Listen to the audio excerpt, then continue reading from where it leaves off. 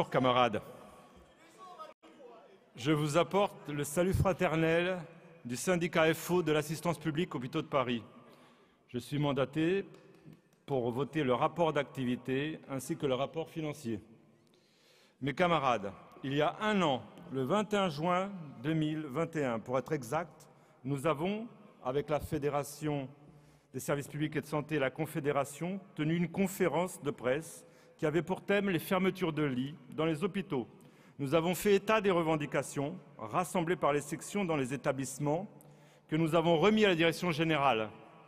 Nous n'avons pas été écoutés.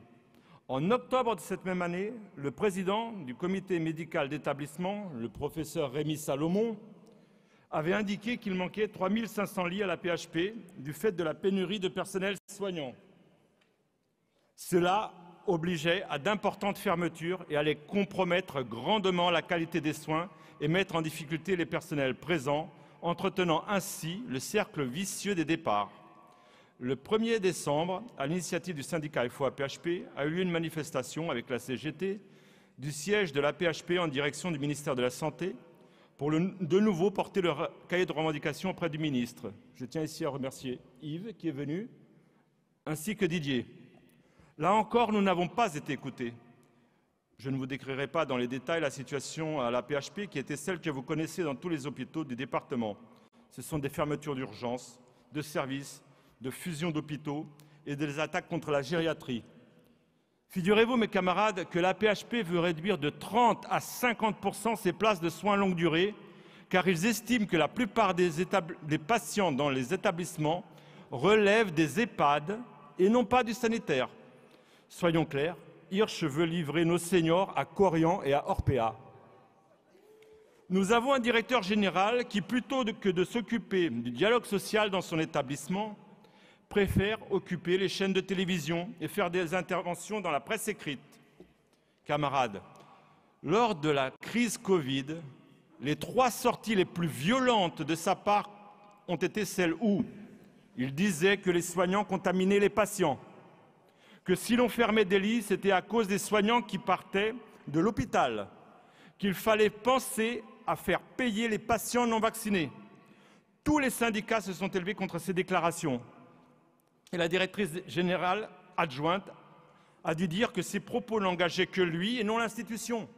Sauf que quand Martin Hirsch parle, il le fait en tant que directeur général de l'assistance publique. Mes chers camarades, je voudrais vous faire part ici de 2 batailles que nous menons actuellement.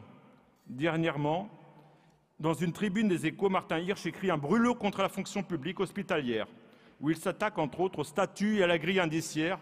Pour lui, tout cela n'a plus lieu d'exister.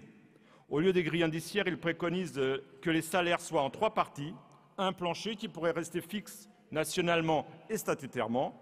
Une deuxième part serait en fonction d'un coefficient géographique lié au coût de la vie dans la région. Et la 3e part, mes camarades, à la main de l'établissement. Concernant le statut, il préconise la mobilité, la flexibilité, l'autogestion des plannings. Quand on sait le nombre de personnels qui manque, je vous dis l'autogestion des plannings, comment elle peut avoir lieu. Pour FO-APHP, nous défendons les équipes fixes, les horaires fixes pour un équilibre entre la vie professionnelle et la vie privée et la revalorisation des grilles salariales. Mais nous menons une autre bataille, mes camarades, qui est très importante avec les assistantes sociales. Nous avons 700 assistantes sociales qui nous suivent. Suite à l'introduction dans certains hôpitaux, à titre soi-disant expérimental, d'une start-up qui se prénomme Noé Santé, c'est une société à but lucratif qui travaille par ailleurs pour des mutuelles et des assurances privées, dont le but est de faire rentrer les patients au plus vite chez eux. Cette société est rémunérée 4 000 € par mois et par hôpital et bénéficie d'un forfait de 150 € pour tout patient renvoyé chez lui. De plus, Noé Santé a accès au logiciel informatique avec toutes les données médicales et fait signer un certificat de consentement et un questionnaire médical.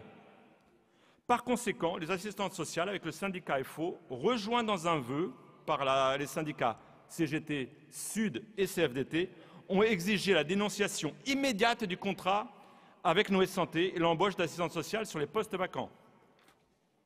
Mes camarades, nous menons des batailles rudes qui, dans beaucoup de cas, sont victorieuses par la mobilisation des personnels avec le syndicat. FO-APHP continuera à se battre pour la défense du statut particulier de l'APHP, la réouverture de tous les lits en fonction des besoins, l'embauche de 10 000 agents, la réintégration des suspendus, le retour aux équipes fixes et horaires fixes, la défense du statut particulier, la défense de l'APHP unie indivisible et la CNRACL. Pour finir, mes camarades, pendant tous ces combats, nous avons été soutenus par notre fédération et notre confédération. Je suis persuadé que ce congrès va permettre encore de renforcer Force ouvrière avec la nouvelle direction confédérale et la nouvelle équipe confédérale qui sortira de ce congrès. Nous allons pouvoir développer notre action revendicative et renforcer Force ouvrière dans la santé et dans tous les secteurs.